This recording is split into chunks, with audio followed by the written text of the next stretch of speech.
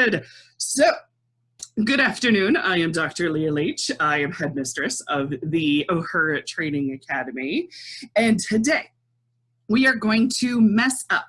We are going to embrace our amazing, imperfect selves. Today, we are going to have confidence like Uhura.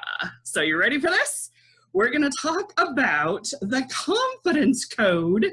This is the young adult version for girls. There is also a grown woman version by the same ladies, exactly.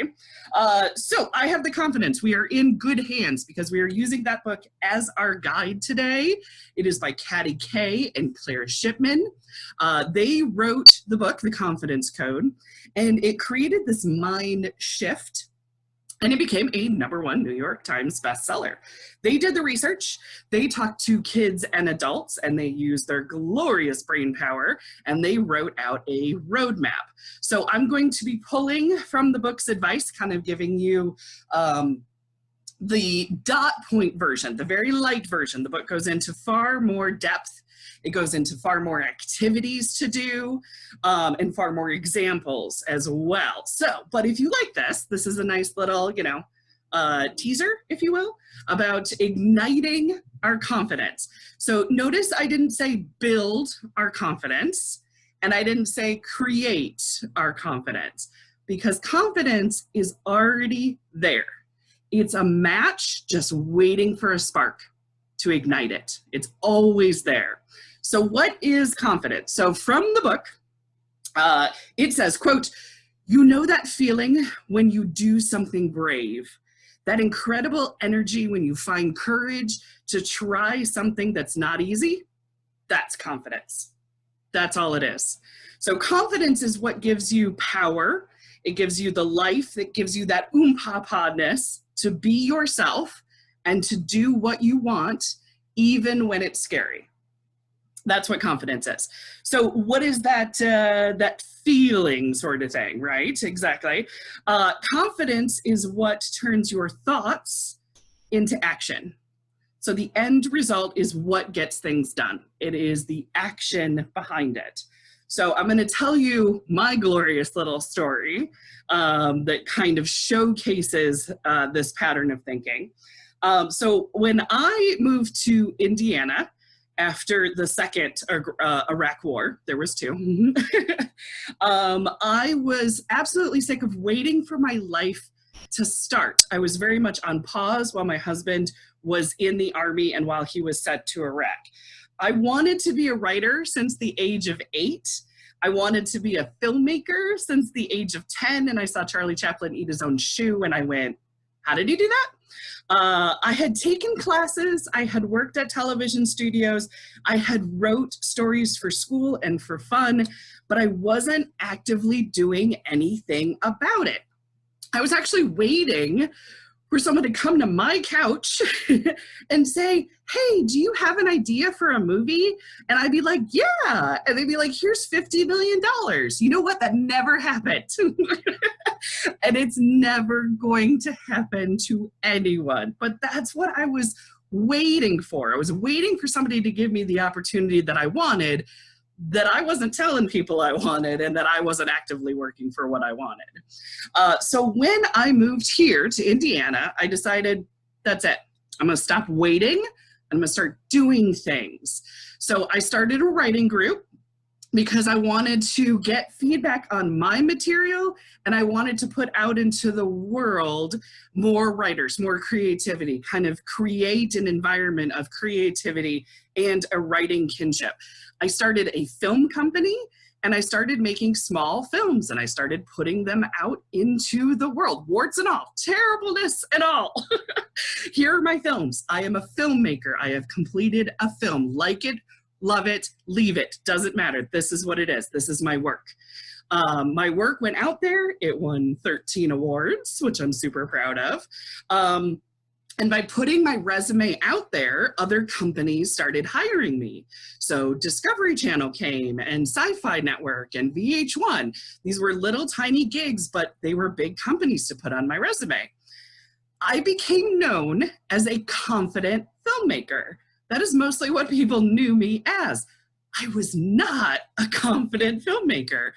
I was just deciding to put my wishes into action and get things done. I should have been known as the gal who gets things done, but instead I was known as the confident gal. So the world will see action and getting things done as confidence, right?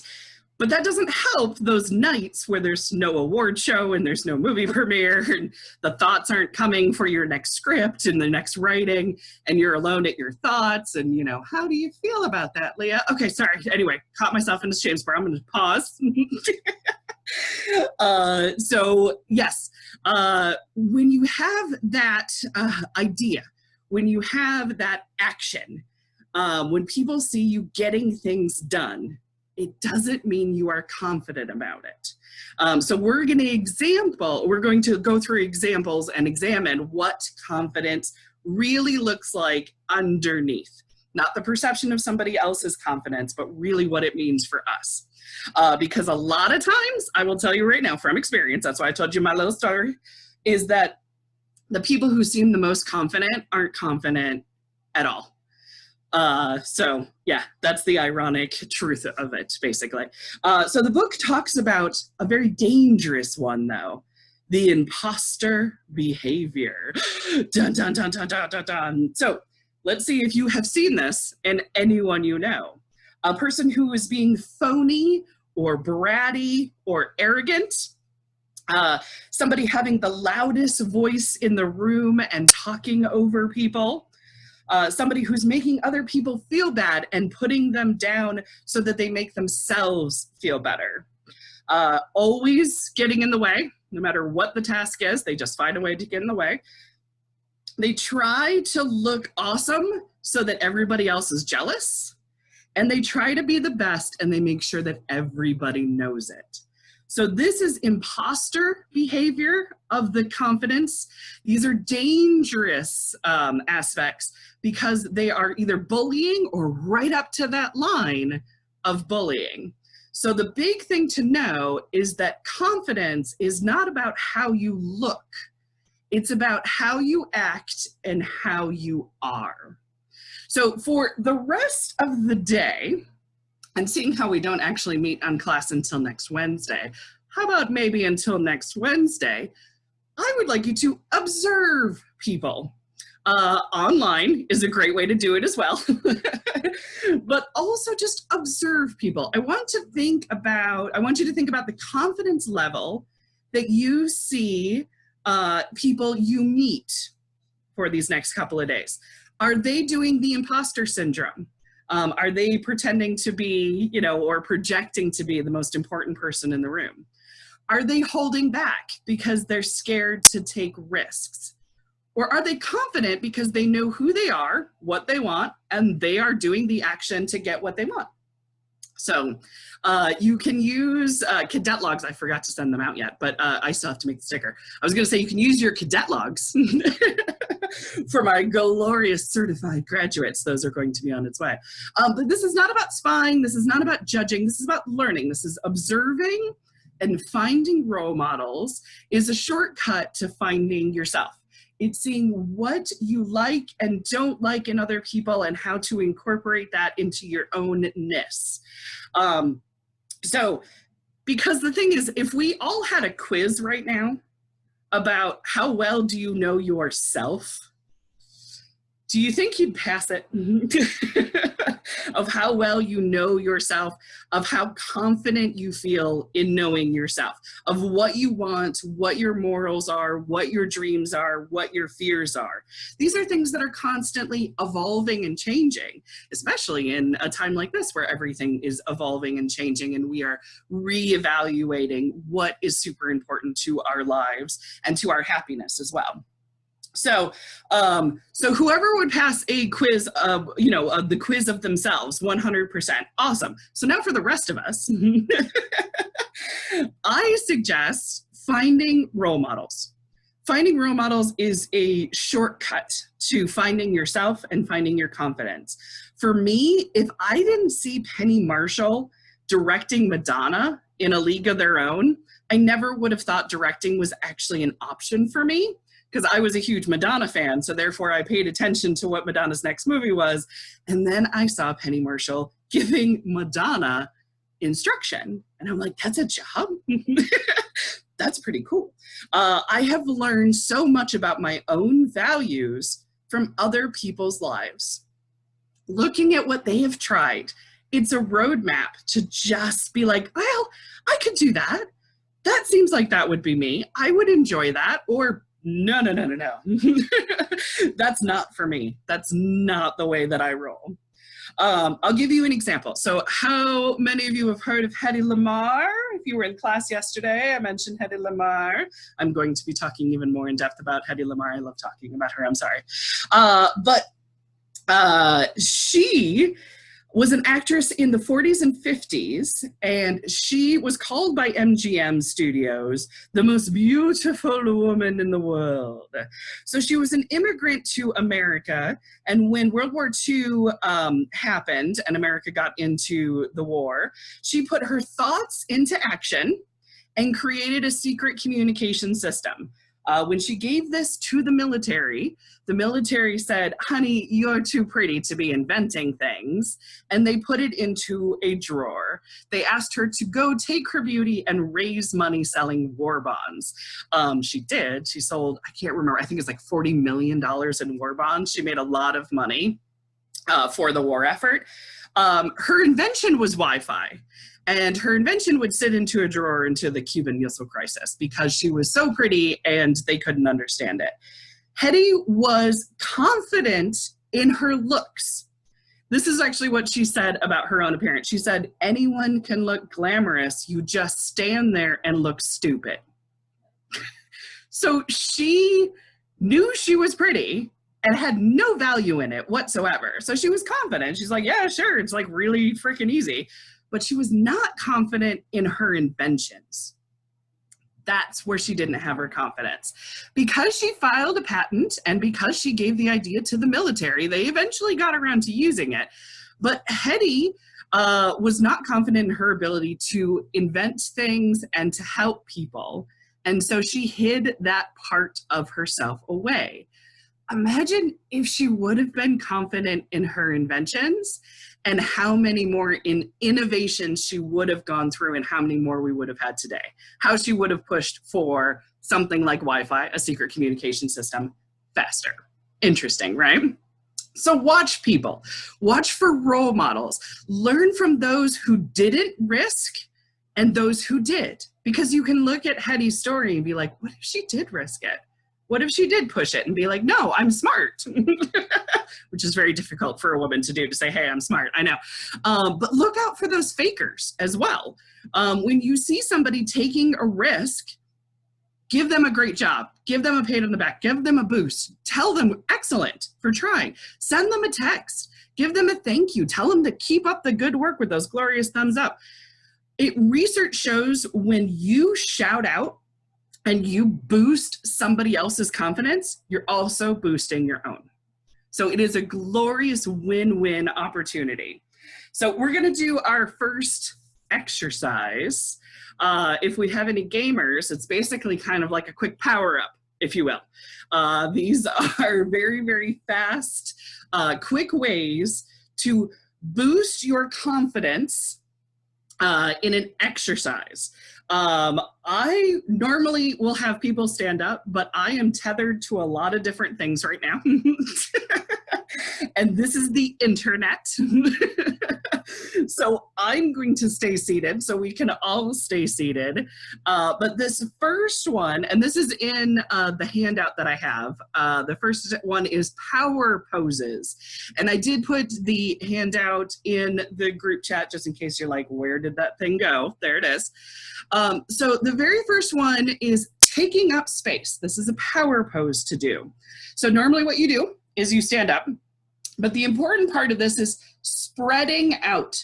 It's about taking as much space as you can. Arms, legs, solar plexus. It's about taking up space. Outstretch those fingers to your toes in your shoes or in your sandals or in your bare feet. It's about just taking up space. This is something that a lot of women are told not to do psychologically. And so the idea of I'm taking up all of this space, I am stretching all of this as mine, I'm claiming this space for myself. You don't need to take anyone else's space away. You can move so you have all of the space that you need. And then you just hold that stretch of taking up space. And it almost feels, to a certain extent, euphoric. This is my space, right? So that is one really quick power up exercise to kind of ignite that confidence, all right? I'm gonna give you a second one. If that, let's say you're about to do a meeting and you're kind of in a waiting room and that one's a little bit, you forget to do that one at home or something, right? Another one is Wonder Woman pose. And so, you know, I love the Wonder Woman pose. So the Wonder Woman pose, that one is also usually you're standing, your hands are on your hips, okay? So let's see if I can kind of, there you go, hands on your hips. And you stand straight, make sure that you are, you know, get that Wonder Woman on, you know what I mean? That commanding, you are a warrior, you are an Amazon princess. Your legs are shoulder length apart, so you kind of create this V, you know what I mean? Almost like two Vs. Your head is tilted up. You should feel a stretch in your neck. That's how you kind of know you've got the Wonder Woman pose on. I almost tighten my neck sometimes when I'm doing it too, to make sure that I feel that regalness. And you just kind of hold this pose. And as you hold this pose, there's this interesting energy that connects from the floor through your arms, and you just feel regal. You feel in command. There's a reason why Wonder Woman and Superman have the exact same pose with hands on the hips. It's a power pose. You get this feeling of, I got this. I am a goddamn warrior. It's quite amazing. It also connects to the superhero in yourself. For my acting friends, I would always recommend they did this before an audition, that they just kind of stood right before the audition and did a Wonder Woman pose or a Superman pose, and then did their audition, because I would be getting the best of them. And that's the thing that really works. So that's another one that you can do. That one's pretty easy because you're standing and, you know, people will just think you're confidently standing when you're in an area. Here's a third one. This one you can do and almost nobody will notice. This is the secret one, when you just need that little bit, okay? This is a seated pose. And so we're all sitting. So you just take a seat. And what you do is you sit as straight as you can. You can put your hands on your hips. If it's a situation where, you know, you don't even want people to know that your hands are on your hips, that's totally fine.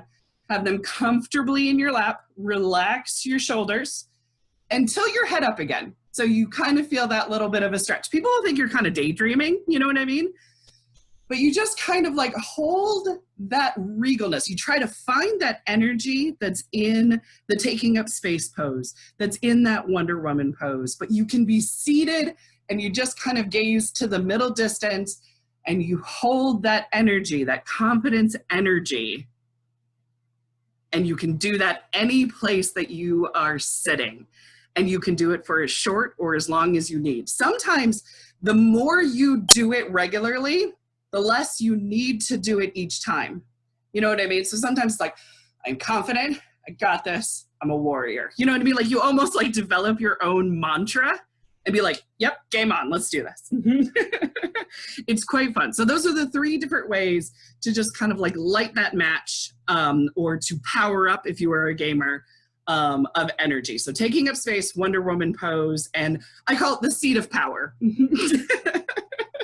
The seat of power is a sneaky way to kind of get that confidence on. So hopefully you are feeling great. You are feeling energized. You feel like you can do this. Researchers have found that these poses are a jumpstart to feeling confident. So now we're going to unlock the first part of the code, the confidence code. The first part is risk. Absolute risk. Quote from the book, taking a risk is like a big leap of faith. It's using whatever confidence you have, and maybe some courage and bravery as well, to sail over the dark abyss at whatever scares you. Oh, I have somebody coming into the waiting room. Let's see, there we go.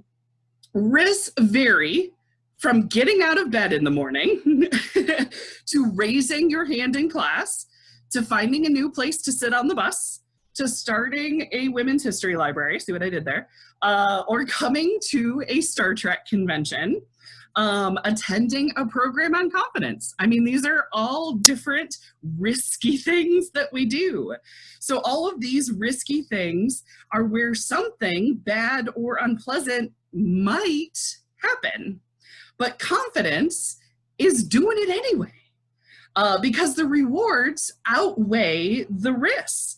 Who knows if that new place that you sit on the bus could be next to the new Beyonce of the world. And the two of you will be like BFFs in real life. Or flip it, maybe you're the next Beyonce. And who's sitting next to you is your like future agent. You know what I mean? You never really know. So sometimes even when we're wrong, the rewards still outweigh the risk. So let's say you raise your hand in class because you think you know the answer and you were wrong. You did not know it. I mean, this was, we were all in school a while ago, but this was our fear like way back when. You didn't know the answer. I'll bet you'll never forget the answer now. So now you know it. And there's a strong chance that you took that risk to answer that question, and you will remember it on the test. You will have learned something. So sometimes when you lose getting the answer wrong, you gain something, knowledge, experience. It's all a matter of perspective of how you look at things. So I will give you an example from one of my favorite movies, and I'm sorry, it's a kid's movie, but Finding Nemo. I absolutely love Finding Nemo. In Finding Nemo, there is this big message that really kind of, it gets lost because there's a lot of drama that's happening at that particular moment. But in that film, if you haven't seen it, or it's been a while, there is a clownfish named Marlin who is looking for his son who got taken away by a diver. And Marlin, throughout this whole film, is trying to find his son, and he has been overprotective of his son, Nemo, telling his son what he can and cannot do to keep him safe all the time. Marlin is doing this because he made a promise in the very beginning of the film that he would never let anything happen to his son. So his friend, Dory, played by Ellen DeGeneres, my car is named Dory. I love Dory. This is how obsessed I am with this film. But Dory says, that's a funny thing to promise. You can't let anything happen to him because then nothing would happen to him. And that's not much fun for little Harpo. She always calls him by the wrong name. You have to accept that things are going to happen. The good, the bad, and the ugly. Going through life of never having anything happen to you doesn't allow for growth. It doesn't allow for confidence. So you have to have things happen to you. You have to risk it. I am one of those rare birds that says, screw it. I never look back on the woulda, shoulda, couldas. You know, the woulda, shoulda, couldas are always what triggers me to like, well, if I really want that to happen, then I got to go make sure it happens. So paint that thing, wear that dress, talk to that person, visit that country, save the world, do that thing. Just do it. Break it up into small steps. What can you do right now? Visualize what you want to have happen and talk yourself up. Talk to yourself like your best friend would talk to you, or that you want your best friend to talk to you, and practice. I screw up in private a lot. I try things on my own first, or I have friendlies. That's what I call them. So friendlies let me try out things, workshops, book ideas, you know what I mean? Ideas for the library. I have friendlies who I, brainstorm off of. Pick your team, pick your support team. Who's going to help you through this? Because there's going to be good days and there's going to be bad days, and you're going to want to celebrate and you're going to want to vent. So pick your team, and then game time, get on. So if you're still not sure if a leap of faith is something that you want, Remember this story. I absolutely love this story. So scientists were noticing that men were much better on a puzzle-solving math test that had been given out many, many times for researchers. Then he studied the women's answers closely of why the women weren't doing as well on this puzzle-solving test. And he noticed something. The women were skipping a lot of the questions. He realized that when the women were unsure, they would not take the risk and guess. He told the next group of men and women that everyone had to answer all of the questions. You could not leave them blank. You had to answer something. The scores were almost identical between the genders. So not taking a risk, not acting, not marking the box for an answer has consequences. So risk it, answer something.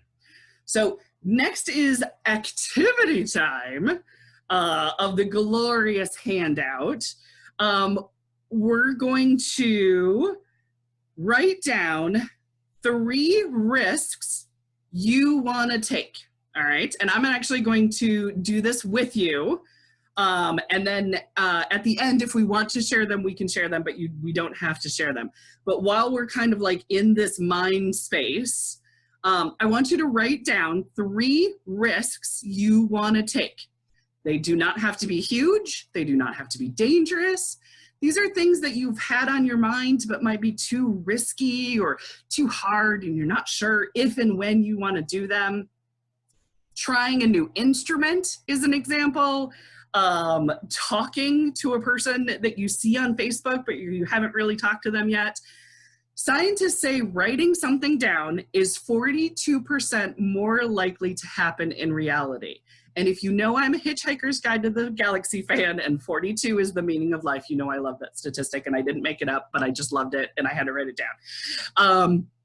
So I'm going to write some down too. That way I give you a few minutes. I even have, when I first did this class, what I wrote down, and I will share those ones with you after. But think about it, 3 risks that you want to take, long-term or short-term. All right, I'm going to do mine as well. Dun, dun, dun, dun, dun, dun, dun.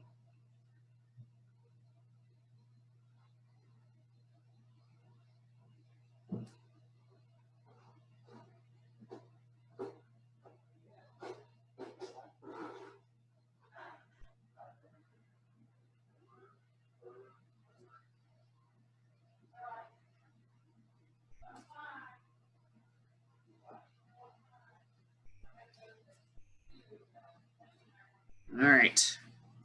Bum, bum, bum. I finished my 3. I see some of you are still working. I don't want to take that energy away from you while we're in risk thought. All right. Dun, dun, dun. If you are still going, still go, by all means. But that is the first part of the code, risk. All right. The next part of the confidence code is our brains. Brains. So I don't know how many of you are like me and tend to overthink things. I overthink things a lot. But worrying about whether or not you have messed up, worrying that everything's just going horrible, one small stressful thought starts to bloom into absolute uncertainty, and you are just absolutely determined that everyone in the world is staring at you and that everything has gone wrong. So psychologists call it ruminating, right? It's when your thoughts go round and round and round in your head and you feel like you're a frantic hamster on a wheel. The question is, how long do you let this happen? Is it like 20 minutes? Is it an hour? Is it 6 hours? Is it a day? You know what I'm saying? You see where I'm going with how long do we let this rumination kind of happen? It's like being in a boxing match with yourself, if you think of it that way. How long are you going to beat yourself up? Because it's exhausting when you're beating yourself up with the rumination thoughts. So This wonderful book gives you methods of how to identify the brain rumination and tools to stop it, okay? Which is very, very nice. So the book lists 3 common flawed patterns in rumination. So the first one is catastrophic, all right? Jumping to the worst conclusions, imagining disaster around every single corner. In your world, are people never late? Are they always dead? It's like, nope, they're dead. It's 2 minutes late, they must be dead. Does it go from bad always seeming more powerful than something good happening? If you were in school, does one bad grade mean that, well, I mean, I'm just gonna have bad grades for the rest of my life now? You know, does one bad grade always mean another one will follow? That's catastrophic thinking.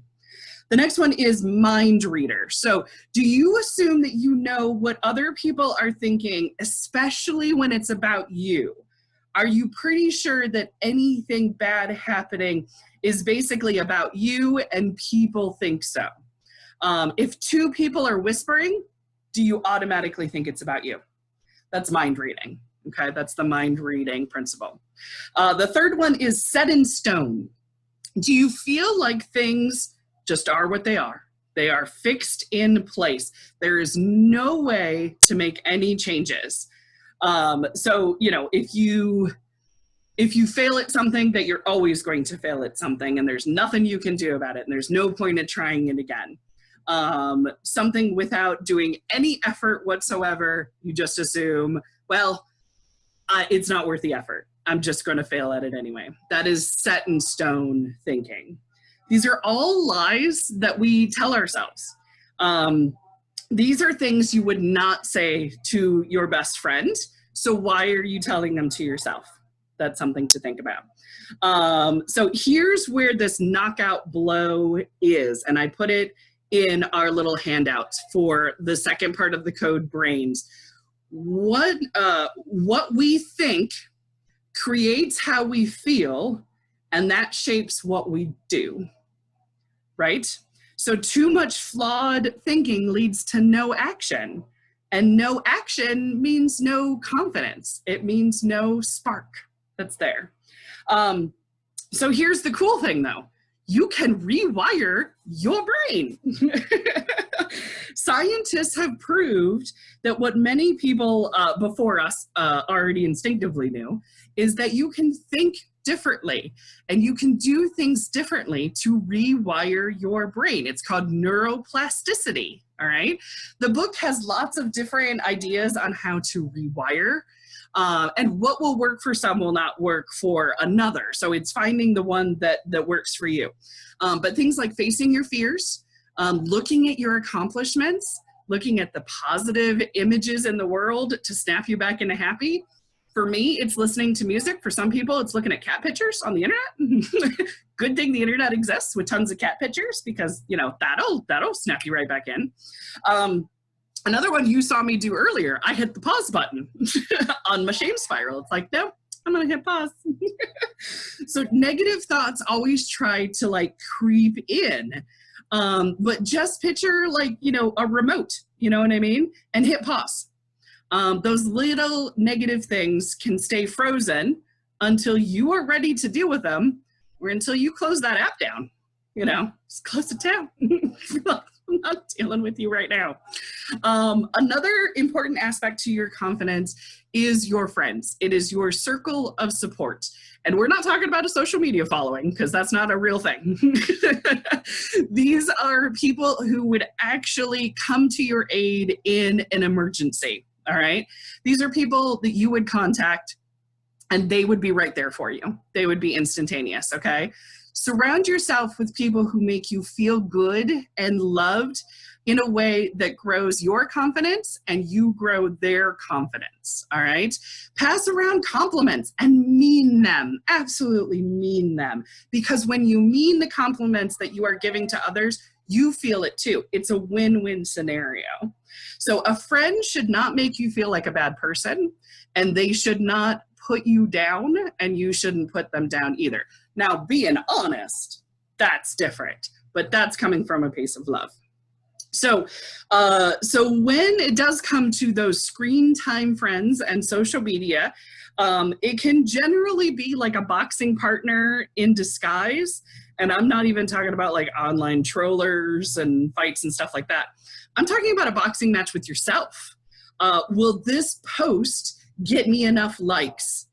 Why haven't I gotten enough likes on this one? Why does everyone look like they're having so much fun at home when I'm not?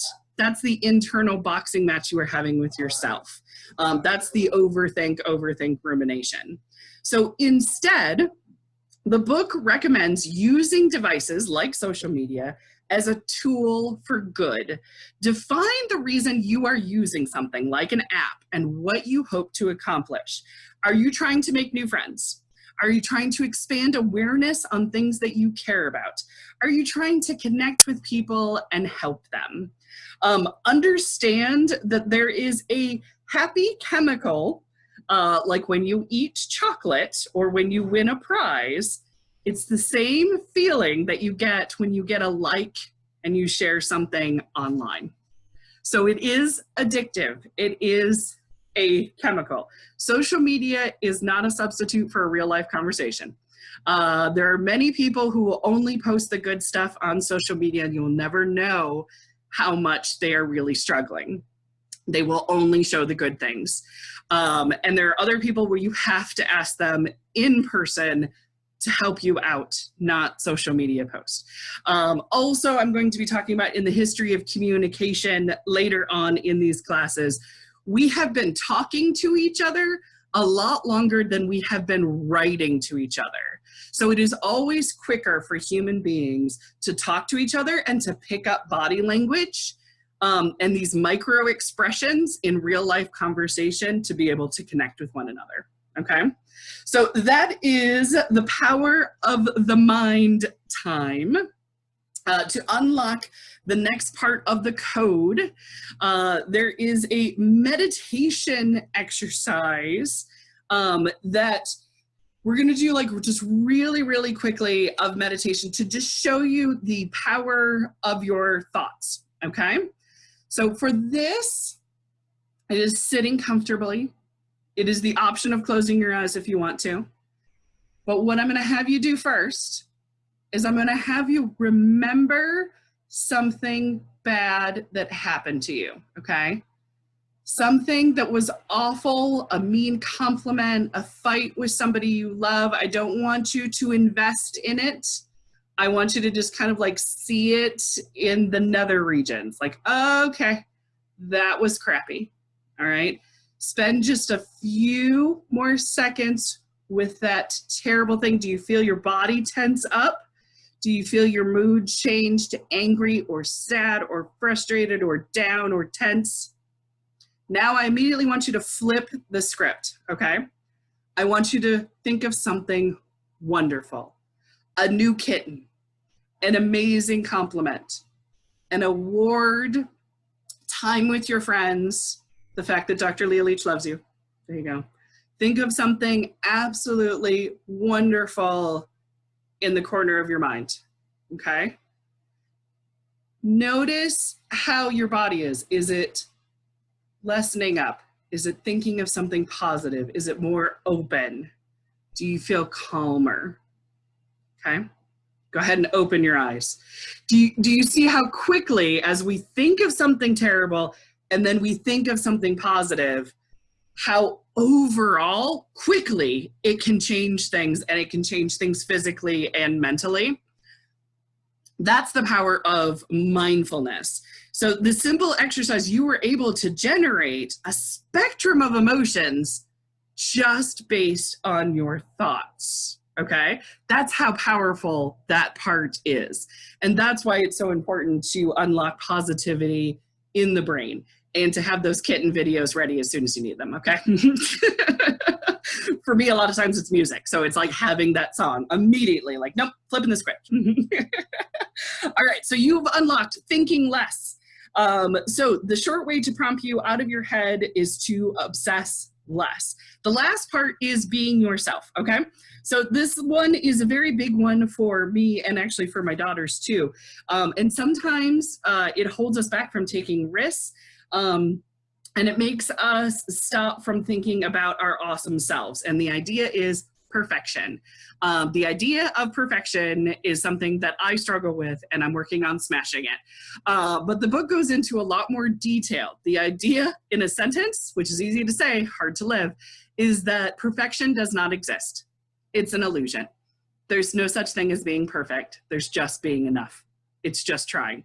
There is no perfect way to look. There is no perfect way to act. There is no perfect way to live. Trying to be any kind of perfect is going to keep you from being you, because we're all flawed. We're all trying. We're doing our best. There's going to be promises that you can't keep. You are going to need to apologize when you've let somebody down. You cannot measure your life by somebody else's yardstick, okay? For good's sake, have fun. And make mistakes, because mistakes, you learn from them.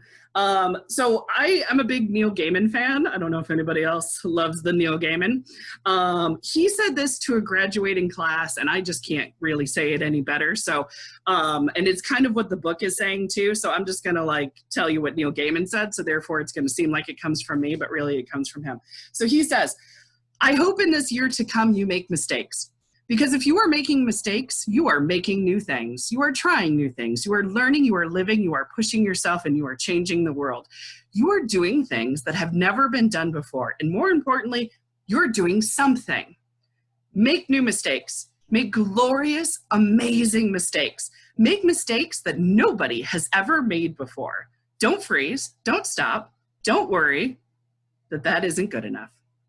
So there you go. So make mistakes, absolutely, always. Change your mindset from trying to be perfect to being good enough, all right? That doesn't mean mediocre. It means, did you give it your best? Did anybody get hurt? No? Good, mission accomplished. There you go, good work. So let's get a little bit closer so you would pass a quiz about your amazing self. So this is kind of where we have the handout, okay? And the handout is something that we don't have to share with one another.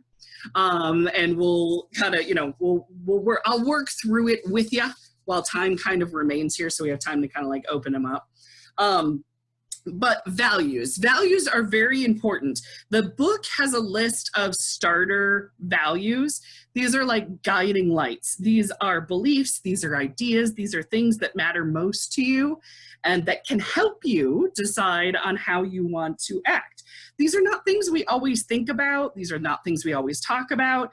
But when you focus on them, when you take just like a few minutes to be like, is this one important to me? Is this one of my core values?